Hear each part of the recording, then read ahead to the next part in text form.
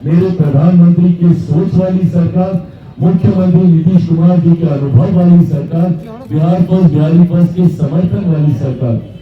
NDA की प्रचंड जीत और लोक जनशक्ति पार्टी रामविलास के 19 विधायक बनने पर आज चिराग पासवान ने पटना में बड़ी पीसी की है। साथ ही तेजस्वी यादव पर बड़ा हमला भी किया है। बड़ी बातें नीतीश कुमार को लेकर कही है। नीतीश कुमार के अनुभव पर मोहर लगा दिया है। साथ ही प्रधानमंत्री के नाम और काम पर भी बड़ी बातें कही है चिराग पासवान ने। चिराग पासवान जब पीसी करने पहुंचे उससे पहले अपने पिता के चित्र पर माल्यार्पण किया। माल्यार्पण के बाद बड़ा हमला किया है अपने प्रेस कॉन्फ्रेंस में तेजस्वी यादव पर चिराग पासवान ने। देखिए इस वीडियो में चिराग पासवान क्या बोल रहे हैं। एग्जिट पोल मुझे क्या दिखाएंगे, परिणाम बिहार की जनता मुझे क्या देगी, ये सोचकर मैंने चुनाव लड़ने का काम किया। 2014 में भी मात्र एग्जिट पोल, जब हम लोग 7 सीटें लड़े और 6 जीते थे, तो एग्जिट पोल मात्र 2 सीटें दिखा रहा। और कुछ जगह तो ये कह के दिखाई जा रही थी कि बस बाप बेटा ही, ये वर्ड इस्तेमाल किया गया था कि बस बाप बेटा अपनी सीटें जीतेंगे, जमुई से चिराग और हाजीपुर से मेरे नेता। और 2019 में भी जब 6 की 6 हम लोग जीते, तभी यही नैरेटिव सेट किया जा रहा था कि बहुत होगा तो 2 सीटें जमुई चिराग निकाल लेंगे, हाजीपुर इनके नेता के नाम पर उस वक्त हमारे चाचा चुनाव लड़ रहे थे, वो निकाल लेंगे। और 24 में तो हर कि भैया सिर्फ हम ही सीट निकाल पाएंगे, जमुई की 1 सीट निकल गई तो निकल गई, बाकी इनके जितने प्रत्याशी हैं उनमें से कोई चुनाव नहीं जीत पाएगा। और मेरे 5 सांसद आज इस मंच पर आपके सामने मौजूद हैं। बहरहाल मैं एग्जिट पोल को मैं दोष नहीं देता, मैं दोष उन लोगों को देता हूं जो एक नैरेटिव सेट करने का प्रयास करते हैं बार बार कि गठबंधन में दरार है, चिराग पासवान मुख्यमंत्री जी के बीच में दरार, लोजपा जदयू, और इन बातों को सहज स्वीकार करना भी आसान हो जाता है क्योंकि मेरा इतिहास भी ऐसा ही रहा है। 2020 में जिस तरीके से हमारी भूमिका रही, तो उस भूमिका के साथ जोड़ते हुए इन परिस्थितियों को जोड़ना आसान हो जाता था। और इसीलिए 24 के लोकसभा में भी यही परसेप्शन बनाया गया और यही परसेप्शन 2025 विधानसभा में भी बनाया गया। पर मुझे खुशी है आज कि जिस तरीके से तमाम बातों को ध्वस्त करते हुए एनडीए का प्रदर्शन रहा और जिस तरीके से विपक्ष के तमाम नेताओं की बातें, उनका भ्रम फैलाना, उनका फॉल्स नैरेटिव सेट करना सिर्फ बातें बनकर रह गया। और जो बातें मैंने निरंतरता में कही थी, राजनीति का विद्यार्थी हूँ, बीइंग स्टूडेंट ऑफ पॉलिटिक्स, मैं भी अध्ययन करता हूँ, पढ़ता रहता हूँ, निरंतरता में साइकोलॉजिस्ट नहीं हूँ, बट आंकड़ों को पढ़ता हूँ, आंकड़ों पे काम करता हूँ। और इसीलिए मेरा विश्वास हर बार गहराता है कि भैया इतना तो हम जीतेंगे ही जीतेंगे। और वो विश्वास जो मैं आप लोगों से संवाद के दौरान भी रखता हूँ, वो आता ही इन बातों को लेकर है क्योंकि मैंने उन आंकड़ों पे काम किया होता है। मैंने बार बार 2020 से इस बात को कहा, जब ये बात कही जा रही थी कि भैया राजद इतनी बड़ी पार्टी, राजद इतनी बड़ी पार्टी, उस वक्त के नेता प्रतिपक्ष, अब आज की तारीख में कौन होंगे कैसे होंगे नहीं पता, पर उस वक्त के नेता प्रतिपक्ष कि भैया वो एकदम मुख्यमंत्री बनने के समीप थे, बन ही गए थे, शपथ होने वाली थी। मैंने तब भी ये कहा था कि बिहार की जनता ने कभी भी उनको चुनने के लिए वोट नहीं दिया। 2020 में बहुत सहजता से ये बात मेरे साथ जोड़ दी जाती थी और कह दी जाती थी कि चिराग पासवान की वजह से जनता दल यूनाइटेड को नुकसान हुआ। अगर जनता दल यूनाइटेड को नुकसान हुआ तो इसका लाभ किसको मिला? उसका लाभ सीधा सीधा राजद को मिला था। राजद को भी उस वक्त बड़ी पार्टी चुनने का जनादेश नहीं था क्योंकि उस वक्त एक डिवाइडेड एनडीए था। इसका लाभ परिस्थितिवश राजद को मिल गया था। पर उन आंकड़ों को देखकर, इतने विधायकों को देखकर, जिस तरीके से राजद अपने पुराने स्वरूप में अहंकार में आ गया था, उस वक्त मैं बार बार ये कह रहा था कि ये अहंकार ही इनके पतन का कारण बनेगा क्योंकि कभी समझ ही नहीं पाए कि बटे हुए एनडीए का लाभ आपको मिला है, जनता ने आपको नहीं स्वीकारा है। और आज वही चीज प्रमाणित हुई है। यही परिणाम 2020 में आते और जनता दल और राष्ट्रीय जनता दल की अगर मैं बात करूं तो ये तो 2005 से 2010 से समाप्त है ये पार्टी। 2010 में जिस तरीके से एनडीए को प्रचंड बहुमत, एक ऐतिहासिक बहुमत मिला था, उसी वक्त राजद को अस्वीकार कर दिया गया था।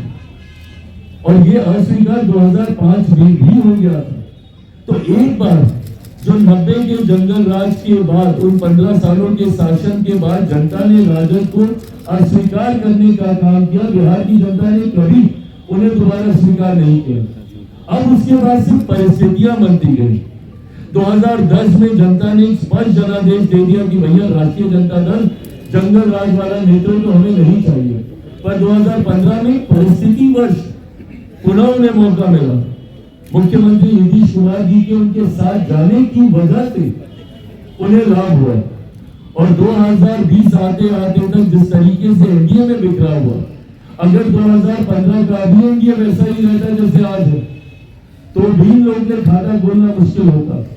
2020 में भी आज जैसे हम लोग हैं वैसे ही रहते, तो इन लोगों के लिए दहाई का आंकड़ा पार करना मुश्किल होता।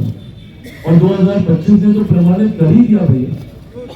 इतना बुरा हर्ष, कई लोग सोचते हैं कि और कहते हैं कि भैया ये तो कल्पना भी नहीं की थी। बिल्कुल कल्पना की थी, मैंने कल्पना की थी, और मैं बार बार आप लोगों से बातचीत के दौरान इस बात को मैं कहता रहा था, और मैं कह रहा था कि भैया अगर हम लोग यूनाइटेड तौर पर चुनाव लड़ लेंगे तो कोई कारण नहीं है कि राष्ट्रीय जनता दल या महागठबंधन अस्तित्व में भी आ सके। और इस बार जिस तरीके से इनकी बुरी करारी हार हुई है, ये दर्शाता है कि जिस तरीके से महागठबंधन राष्ट्रीय जनता दल को बिहार की जनता आज से नहीं दशकों से नकार चुकी है, पिछले 20 साल से नकार चुकी है।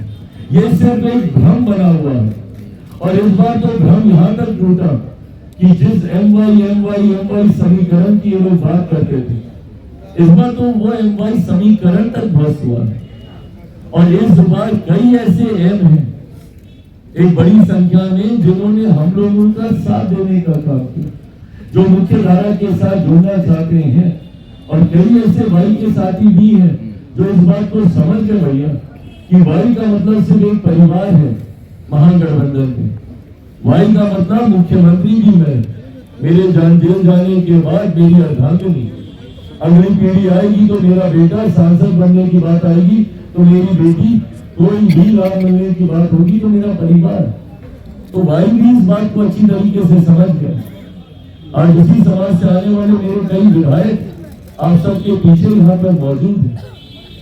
तो ऐसे में चुनाव पहले दिन से ही स्पष्ट था कि जिस एकजुटता के साथ एनडीए चुनाव लड़ रहा था, जहां पर बात सिर्फ विकास की हो रही थी, जहां पर बात डबल इंजन से मिलने वाले लाभ की हो रही थी, जहां पे बात मेरे प्रधानमंत्री के सोच की हो रही थी, जहां पे बात मुख्यमंत्री नीतीश कुमार जी के अनुभव की हो रही थी, जहां पे बात बिहारी फर्स्ट की हो रही थी, जहां पे एनडीए घटक दलों की एकजुटता की बात हो रही थी, तो वहीं दूसरी तरफ महागठबंधन के अहंकार की बात हो रही थी, एक दूसरे को सम्मान न देने की बात हो रही थी।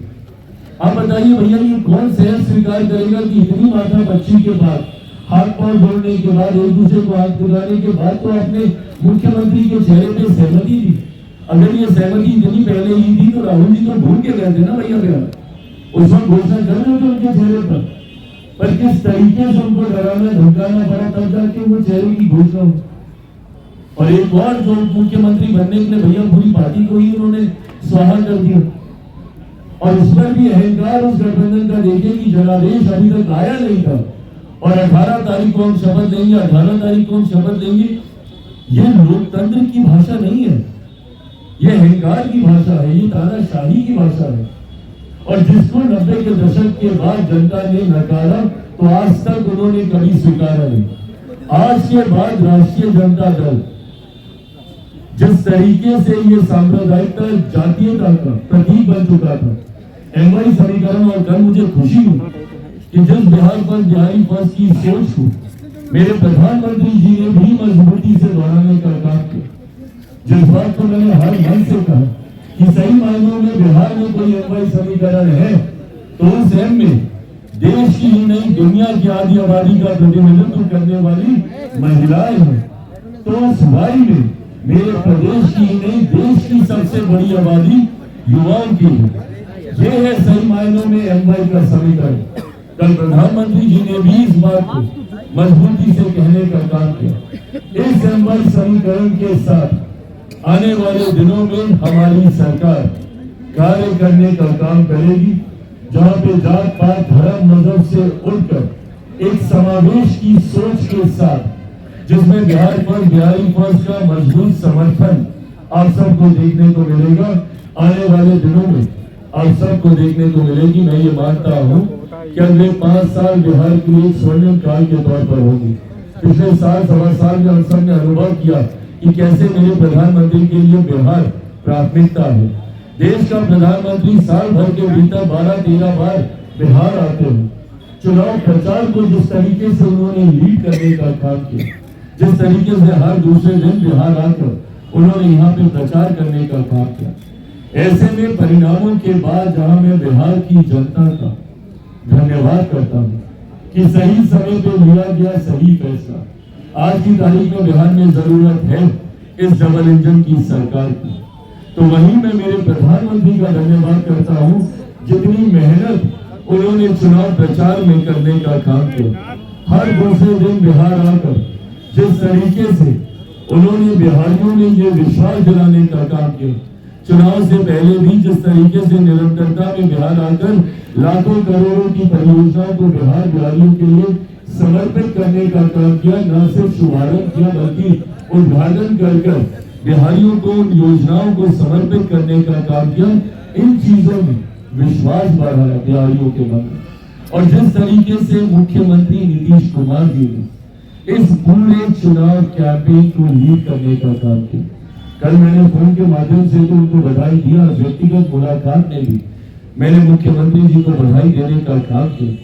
जिस तरीके से उनके ऊपर व्यक्तिगत आरोप लगाए गए, जिस तरीके से उनके स्वास्थ्य को लेकर बार बार विपक्ष के द्वारा टिप्पणी की गई, मुख्यमंत्री जी ने करके दिखाया कि आप जितना उनके ऊपर प्रहार कीजिएगा वो उतने ही मजबूत होकर बाहर निकलेगा।